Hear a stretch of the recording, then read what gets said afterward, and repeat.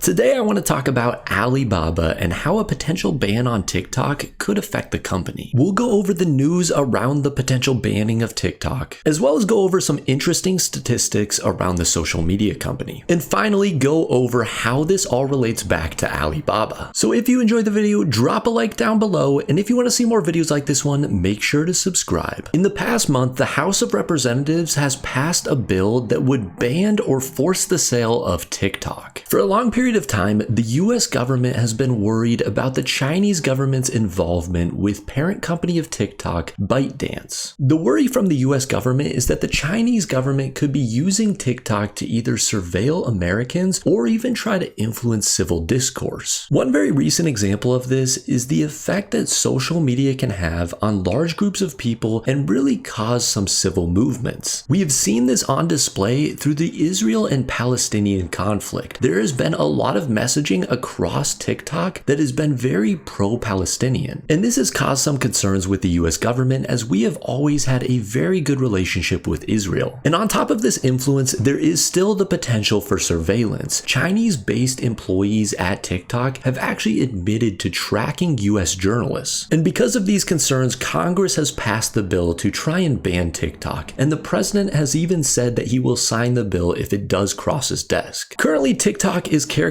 the bill as a straight ban. However, this is not actually the case. The US government is requiring that ByteDance divest its US portion of TikTok. And the reason ByteDance sees this as a complete ban is because the last time they tried to sell TikTok, the Chinese government actually blocked the sale. So you can start to see how messy this is really getting between the Chinese government and the US government. And a Chinese government official even voiced some objections to the bill, accusing the US government of undermining competition. And on top of that, TikTok has even prompted its users to contact their representatives to oppose this bill. This actually speaks to the fact of how much power TikTok actually has in the US. And you can see some of that influence shown here, with 33% of US adults having used TikTok. And that gets even more staggering when you consider the fact that 62% of people between the ages of 18 and 29 have used TikTok. And this gets a little more worrisome when we look at the number of users who actually get their news from the platform. In 2020, 22% of users were getting their regular news from TikTok. That has since increased to 43% of users getting news regularly from the platform. So with all of that out of the way, how does this actually influence Alibaba? The biggest threat that I could foresee this having on Alibaba is the potential of delisting of the stock in the US. This is something that the US threatened years back, and we are starting to see a lot of conflict between the US and the Chinese government. And this could be something that could boil over into a lot of these other Chinese companies that are listed on the New York Stock Exchange. And I wouldn't be surprised if delisting comes from either the US or China. Most recently, we have seen the US pushing back because they couldn't audit a lot of the books of these Chinese firms. However, I could even see China threatening to delist these companies or having them pull out of American stock exchanges as a pushback against a potential ban on TikTok. In my opinion, right now, I do think we have a lot of this priced into the stock, because in December of 2022, that's when it was actually announced that the stock would not be delisted. And we saw that large run up to around $120. However, since then, we are actually down around 17%. And this is something that is holding the stock down. I think the Chinese and US relations need to recover for this stock to really start heading in the right direction. And the question is, when will that actually happen? I think if we start seeing steps forward on this TikTok situation, that could actually influence a lot of these other Chinese stocks that are listed in American stock exchanges. We did see President Xi visit the United States and actually meet with Biden, as well as a lot of top executives at companies. And this was very interesting, and it looked like we were turning a corner between the US and Chinese relations. However, we're starting to kind of backtrack here now with this TikTok situation, and it would be good to see it resolved very quickly and both sides kind of happy with whatever the resolution ends up being. Because a lot of these concerns, we have seen the valuation for Alibaba sit at very low numbers for a long period of time. Right now, the forward P ratio is sitting at a 7.87. And what's crazy about this valuation is the S&P 500 is currently trading trading at a forward P ratio of 21. That means the stock price for Alibaba would have to almost triple for it to be trading in line with the rest of the market. And this valuation has nothing to do with the company's metrics. We can see that for the current year, analysts have an average EPS estimate of $8.72. This is up over $1 from a year prior of $7.64. And they're expecting this growth to continue slightly in 2025 up to $8.77.